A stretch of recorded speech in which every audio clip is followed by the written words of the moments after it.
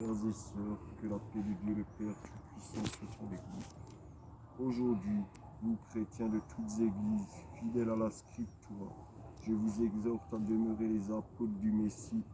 Restez sûrs et fiers face à cet athéisme civilisationnel.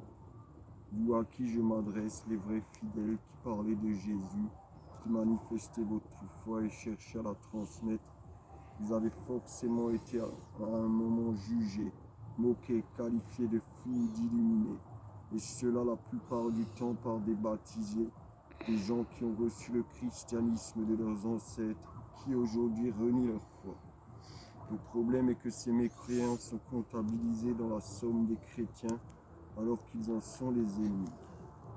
J'ai récemment entendu des affirmations d'un théologien fondamentaliste musulman qui, parlant de la conversion de la Oumma à l'islam, prétendait que les chrétiens d'Europe n'existaient plus vraiment et que cela ne constituait plus aucunement un problème quant à l'avancée du djihad. Même si rassuré, je sais que ces propos étaient légèrement disproportionnés, pour autant il n'est pas si loin de ce qui pourrait être réalité dans la décennie prochaine. Nous devons de combattre l'athéisme en apportant les preuves que ce courant sociétal est néfaste et qui nous conduit vers l'abîme. Les athées voient les religions telles des barrières pour l'humanité et légitiment toujours leur doxa par les mêmes arguments prétendant que les religions sont génératrices de guerre, accusant le christianisme de génocidaire en agitant toujours le vieux spectre de l'Inquisition catholique qui ne fut pourtant qu'une éphémère institution ne perdurant que peu de temps au regard des 2 millénaires de la Nouvelle Alliance. Quand on se penche sur l'histoire, on peut légitimement affirmer que l'athéisme a en 3 siècles tué plus de gens que les chrétiens en 2000 ans. Que dire de la terreur révolutionnaire qui fit décapiter des milliers de gens, à commencer par le roi. 1917 fut presque une réplique de la terreur, mais là on parle de millions de victimes tuées par le communisme. Notre foi, frères et sœurs, n'est pas vaine. Aujourd'hui, de plus en plus de découvertes archéologiques faites au Moyen-Orient viennent corroborer les textes bibliques. Nous vivons pourtant dans la première civilisation qui rejette l'idée d'une divinité au-dessus de l'homme. Une ère que l'histoire n'a point connue depuis Adam et Ève.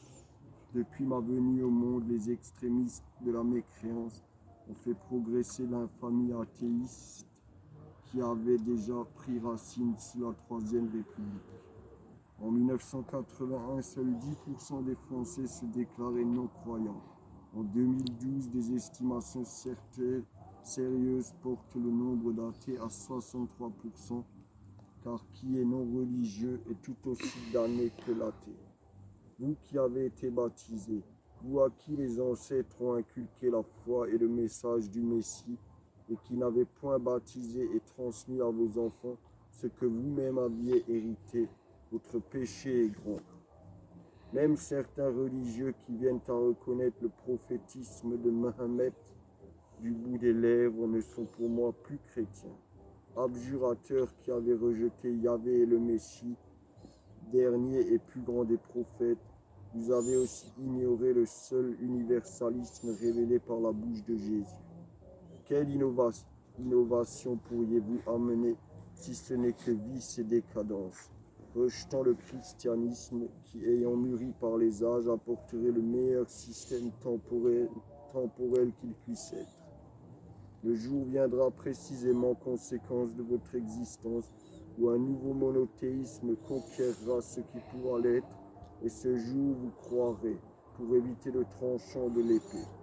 Car même s'ils sont dans l'erreur, les jeunes musulmans n'abjurent que rarement leur foi, au contraire des adolescents d'Occident. Et plus qu'une force, l'islam sera bientôt en France une puissance communautaire. L'athéisme a provoqué la disparition de toute morale, rejet de l'autorité parentale, rejet de toute hiérarchie, disparition de la charité spontanée, dévalorisation de la figure du pater familias en tant qu'autorité dans le foyer, perte du respect, de la politesse, de la galanterie due aux anciens et aux femmes, perversion et immoralité complétée par l'inculturation sont érigés en modèle pour des générations d'enfants affalés à leur tablette ou télévision. Le féminisme est devenu un extrémisme où la femme libertine est présentée telle une conformiste, une femme accomplie devenue l'exemple à suivre. La catin d'hier est la vertueuse d'aujourd'hui. Quant à l'humanisme qui se veut la bienfaisance des athées, il n'est qu'un christianisme sans Jésus. Aurait-il pu émerger dans une autre société que le monde judéo-chrétien? L'époque républicaine enseigne la théorie de Charles Darwin, alors qu'elle reste contestable en ce qui concerne l'homme. Lucie n'est pour moi qu'un fossile de singe, et si on en vient à l'homme de Néandertal, Sébastien Chabal et bien d'autres hommes ont aujourd'hui encore les traits morphologiques de ces soi-disant ancêtres. Croire que toute la création est fruit du hasard, de la physique et de la biologie, et que naïveté et déni. Tant de fois la vie aurait dû être anéantie. Jetez 8 dés et comptez combien de fois il vous faudra les lancer avant qu'ils vous présentent tous la même face.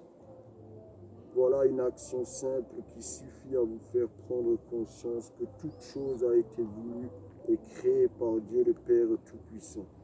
Restez dans votre défiance à Dieu, dans votre sphère privée. Mais dès que vous militerez pour l'athéisation du monde, vous deviendrez mon adversaire et me trouverez en travers de votre chemin.